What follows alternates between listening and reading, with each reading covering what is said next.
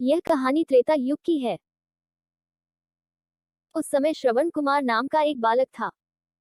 उसके माता पिता अंधे थे और उन्होंने श्रवण को कई मुसीबतों का सामना करते हुए पाला था। श्रवण कुमार बचपन से ही अपने माता पिता का बहुत आदर करता था। जैसे जैसे श्रवण बड़ा होता गया, उसने घर की जिम्मेदारी अपने कंधों पर ले ली। वह रोजाना सुबह उठकर सबसे पहले अपने माता पिता को स्नान कराने के लिए तालाब से पानी भरकर लाता था। इसके बाद वह तुरंत जंगल की ओर लकड़ियां बीनने जाता। फिर लकड़ियां लाने के बाद श्रवण चूल्हा जलाकर माता पिता के लिए खाना बनाता था।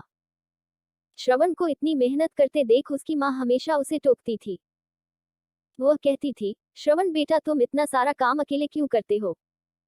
खाना तुम मुझे बनाने दिया करो, मैं आसानी से बना लूंगी। इसके बदले तुम थोड़ा आराम कर लिया करो। माँ की इन बातों को सुनकर श्रवण कुमार कहता, नहीं माँ, मैं ये सारे काम आप लोगों के लिए ही तो करता हूँ।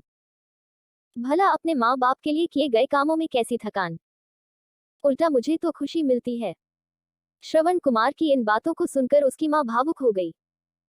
वो रोज भगवान से प्रार्थना करती, हे प्रभु, इतना ध्यान रखने वाला श्रवण जैसा बेटा हर माता पिता के घर पैदा हो। श्रवण के माँ बाप नियमित रूप से भगवान की आराधना करते थे। वो उनके लिए फूल और पूजा की अन्य सामग्री लाता, फिर खुद भी बिना देर किए माता पिता के साथ पूजा में शामिल हो जाता था। श्रवण कुमार धीरे धीरे बड़ा हुआ और जल्दी से घर के कार्यों को खत्म करके बाहर काम पर निकल जाता था। एक दिन श्रवण अपने माता पिता के साथ बैठा था, तभी उन्होंने श्रवण से कहा, बेटा तुमने हमारी हर ख्वाहिश पूरा की है। अब हमारी केवल एक ही इच्छा है, जिसे हम पूरी करना चाहते हैं। यह सुन श्रवण ने उनसे पूछा, ऐसी कौन सी इच्छा बाकी है जिसे आप पूरा करना चाहते हैं? आप केवल आदेश दें, मैं आपकी हर ख्वाहिश को पूरा करूंगा। इस पर श्रवण के पिता ने कहा, बेटा, अब हम बूढ़े हो चुके हैं और हम चाहते हैं कि मरने से पहले तीर्थ यात्रा के लिए जाएं। भगवान के शरण में जाकर हमें सुकून की प्राप्ति होगी। अपने माँ बाप की बात सुनकर श्रवण कुमार सोचने लग गया कि वह उनकी इस इच्छा को कैसे पूरा करेगा। उस समय बस और ट्रेन की सुविधा नहीं थी, साथ ही उसके माता पिता देख भी नहीं सकते थे। ऐसे में उन्हें तीर्थ यात्रा कराना भला कैसे संभव हो पाता। तभी श्रवण कुमार को एक तरकीब सूझी। वह तुरंत बाहर गया और वहां से 2 बड़ी टोकरी लेकर आया।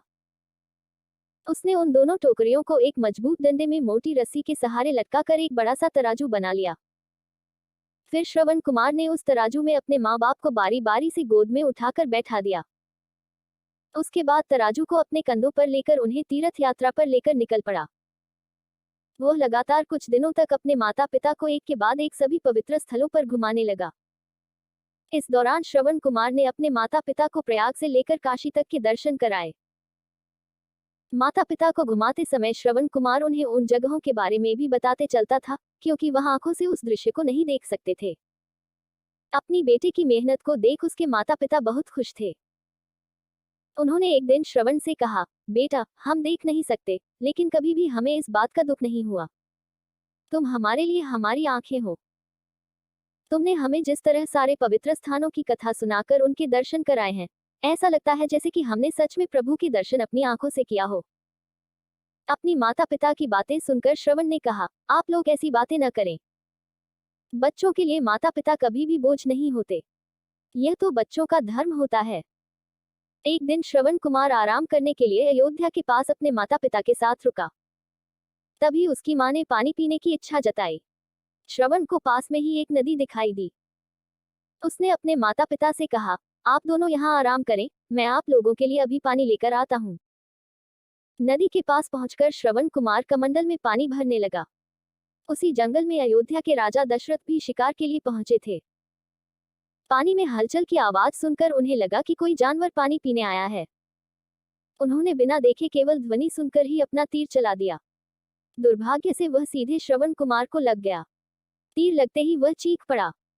इसके बाद राजा दशरथ जब अपने शिकार को देखने पहुंचे तो वहां श्रवण था। वो तुरंत श्रवण कुमार के नजदीक पहुंचे और कहा, मुझसे बहुत बड़ी भूल हो गई, मुझे माफ कर दीजिए। मुझे बिल्कुल नहीं पता था कि यहाँ कोई मानव होगा। मैं इस गलती का पश्चाताप करने के लिए क्या करूं कि तुम मुझे माफ कर दो।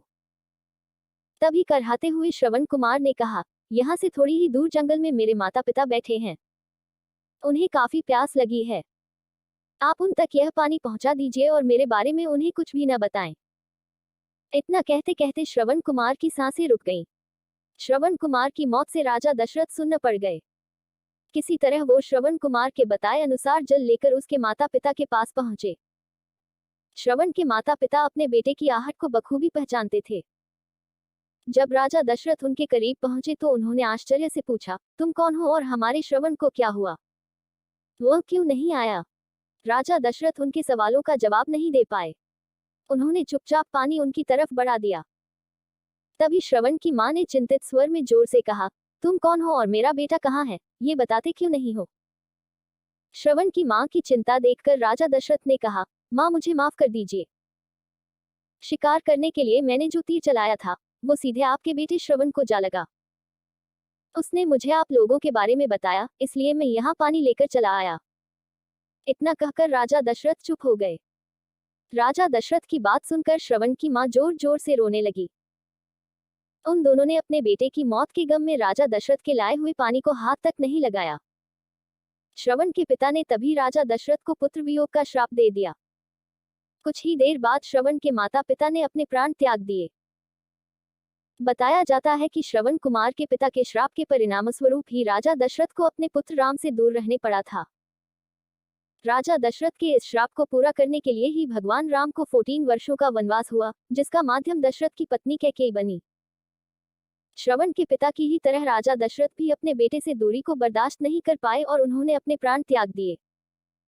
कहानी से सीख, हर बच्चे को अपने माता पिता की सेवा श्रवण कुमार की तरह ही निस्वार्थ भाव से करनी चाहिए। यही उनका सबसे बड़ा कर्तव्य है।